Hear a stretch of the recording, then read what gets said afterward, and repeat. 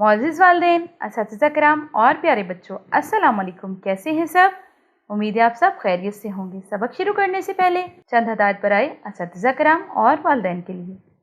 بچے کو سبق پڑھانے سے پہلے اس بات کا تعین کر لیں کہ آیا جو سبق آپ بچے کو پڑھانے جا رہے ہیں وہ حاصلات تعلم کے عین مطابق ہے یا نہیں۔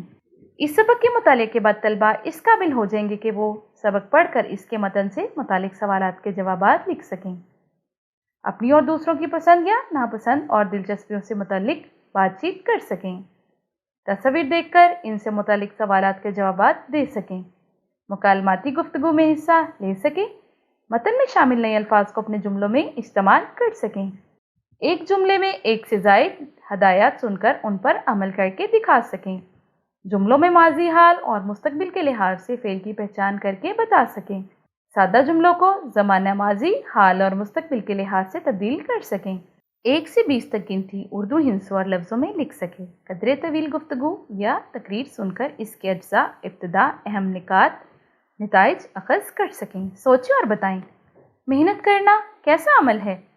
آپ کو کون سا پیشہ پسند ہے اور آپ کیا بننا چاہتے ہیں؟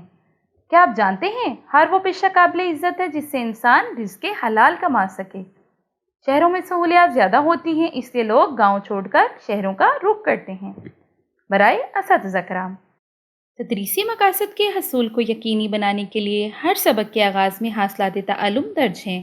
طلباء کی آمادگی کے لیے سبق پڑھانے سے پہلے سوچیں اور بتائیں کہ عنوان سے سوالات اور کیا آپ جانتے ہیں کہ عنوان سے اضافی معلومات فراہم کی گئی ہیں۔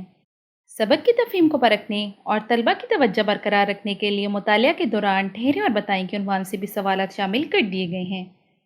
اب بڑھتے ہیں اپنے سبق کی طرف۔ آج کا ہمارا سبق ہے دیہی اور شہری زندگی۔ دیہی زندگی کیا ہوتا ہے؟ گاؤں کی، اور شہری شہر کی زندگی۔ روزمرہ کی طرح آج بھی اس سبق کو آپ میرے ساتھ درست تلفظ سے پڑھنا سیکھیں گے، اور سب سے پہلے ہم دیکھیں گے اس کے خاص الفاظ۔ خاص الفاظ میں شامل ہے تفریق، سہولت، نجی، نفع بخش، معلم۔ شروع کرتے ہیں اپنا سبق۔ دنیا کے ہر ملک میں شہری اور دیہاتی علاقے ہوتے ہیں۔ پاکستان میں بھی آبادی کی یہ تفریق موجود ہے۔ شہروں اور دیہاتوں کا رہن سہن، رسوم و رواج اور پیشے الگ الگ ہوتے ہیں۔ آئیے دیکھیں کہ ہمارے ملک میں شہروں اور دیہاتوں میں کون کون سے پیشے زیادہ اختیار کیے جاتے ہیں۔ شہروں میں بہت زیادہ سہولیات ہوتی ہیں، آبادی بھی زیادہ ہوتی ہے، اس لیے وہاں زیادہ پیشے اختیار کیے جا سکتے ہیں۔ بہت سے شہری سرکاری یا نجی دفاتر، بینکوں، عدالتوں وغیرہ میں کام کرتے ہیں۔ ان کے کھلنے اور بند ہونے کے اوقات مقرر ہوتے ہیں۔ کئی لوگ فیکٹریوں، ملوں، منڈیوں، ورکشاپوں میں کام کرتے ہیں۔ شہروں میں دکانداری بھی ایک نفع بخش پیشہ ہے۔ بڑے بڑے اسٹور اور پلازے اپنے مقرر کردہ اوقات پر کھلتے اور بند ہوتے ہیں۔ شہروں میں بہت سے تعلیمی ادارے ہوتے ہیں جن میں کوئی خاص ہنر یا فن سکھانے کے ادارے بھی ہیں۔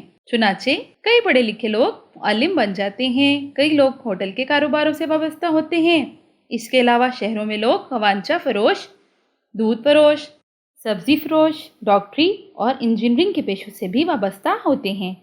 دوسری طرف دیہات میں زندگی کی سہولیات کم ہوتی ہیں۔ دیہات میں ہمارے کسان گرمیوں کی چلچلاتی دھوپ اور سخت سردی کی پرواہ کیے بغیر صبح سے شام تک کھیتوں میں کام کرتے ہیں۔ یہ سخت جسمانی مشقت کا کام کرتے ہیں۔ ان محنتی کسانوں کا اگایا ہوا اناج پھر شہروں میں پہنچتا ہے۔ شہروں کی طرح دیہات میں بھی دکانداری عام پیشہ ہے۔ اس کے علاوہ مٹی کے برتن بنانا، سادہ فرنیچر بنانا، ریڑھی یا موٹر سائیکل رکشہ چلانا بھی دیہاتوں کے عام پیشے ہیں۔ کئی لوگ فوج یا محکمہ پولیس میں بھی بھرتی ہو جاتے ہیں۔ یہ بات بہت اہم ہے کہ نئے دور میں دیہات کے لوگ اپنے صدیوں پرانے پیشے اب ترک کر رہے ہیں۔ ٹھہریں اور بتائیں کوئی خاص فن یا ہنر سکھانے کے ادارے کہاں ہوتے ہیں؟ تو اس کا جواب ہے کوئی خاص فن یا ہنر سکھانے کے ادارے شہروں میں ہوتے ہیں۔ یاد رکھیے ہر پیشے کی اپنی اہمیت ہے۔ کوئی کام کم تر اور معمولی نہیں ہوتا۔ جس بھی پیشے سے جائز اور حلال طریقے سے رزق کمایا جائے وہ قابل احترام ہے۔ ٹھہرے اور بتائیں مٹی کے برتن کون بناتا ہے؟ تو اس کا کیا جواب ہے؟ مٹی کے برتن کون بناتا ہے؟ اس کا جواب ہے مٹی کے برتن دیہات کے لوگ بناتے ہیں۔ پیارے بچوں، ہم نے اس سبق میں کیا سیکھا؟ ہم نے سیکھا جو کام محنت سے کیا جائے اس میں کامیابی یقینی ہے۔ ہر وہ پیشہ اچھا ہے جس میں جائز طریقے سے رزق حلال کمایا جائے۔ جی پیارے بچوں، آج کا سبق تو بہت ہی دلچسپ تھا۔ کل ملتے ہیں اس سبق کی مشق کے ساتھ۔ اس وقت تک کے لیے مجھے اجازت دیں۔ اپنا بہت سارا خیال رکھیے گا۔ اللہ حافظ۔